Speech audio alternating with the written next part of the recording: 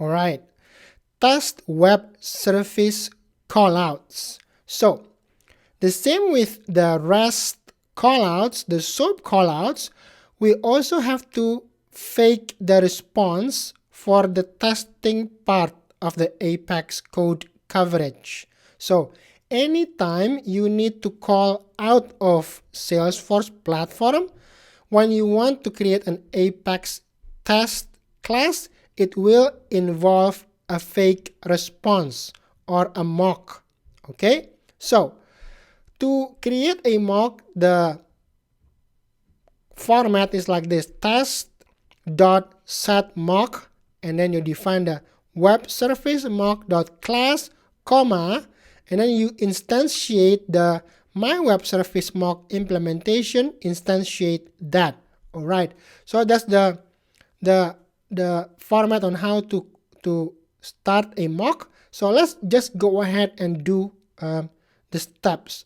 First, we want to create a new class. Okay, let's create a new class, which is an awesome calculator. So I'm going to copy this and go back to my developer console, file, new Apex class, awesome calculator. Now flip back to my trail. I'm going to copy the whole code now and then paste that. So this is a simple class, which is actually just calling out the calculator service, right? So if I go back here, now we are going to create the calculator call out mock class, a new class which will actually do the mock. Okay, file, new Apex class again, calculator callout mock, the fake response. So this class will define the fake response. I'm going to copy that and save that. So basically it's going to respond 3.0. It's always going to respond 3.0. So new calculator services dot do add response. So it's just going to return 3.0. Okay, that's the fake response. So now the last one, we are going to create the actual task class, awesome calculator test. Oh, don't mind that.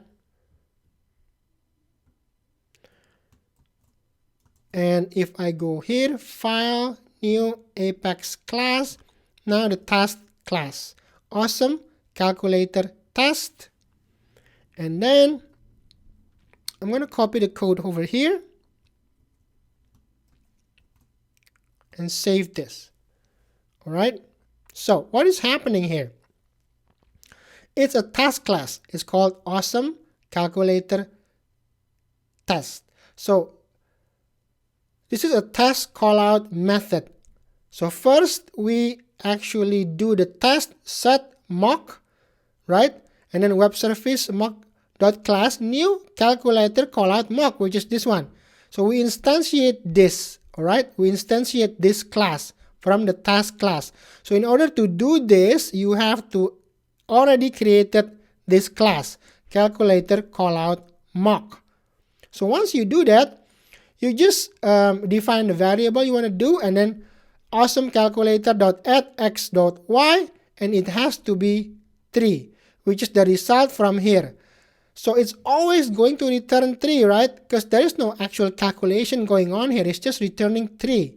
So it's a fake response. It's a fake response. You can change this to 4, 5, 16, 32, whatever you want, depending on the case where you want to test. What are you going to test? So this is a framework of how you can do testing on web service callout, in this case the SOAP callout. So that's pretty much it. That's how you do it. All right, so if we run the test here, if I just go always run asynchronously and then run test here, we have a green, right? And awesome calculator, where's the calculator? It's a C calculator awesome calculator, awesome calculator. Here, 100%, right? It's all executed. So that's how you create a task for a web service callout. On this particular instance, the SOAP callout. All right. Now, we are going to do the challenge, but let's separate the challenge onto a separate video. I'll see you on the next video for this challenge.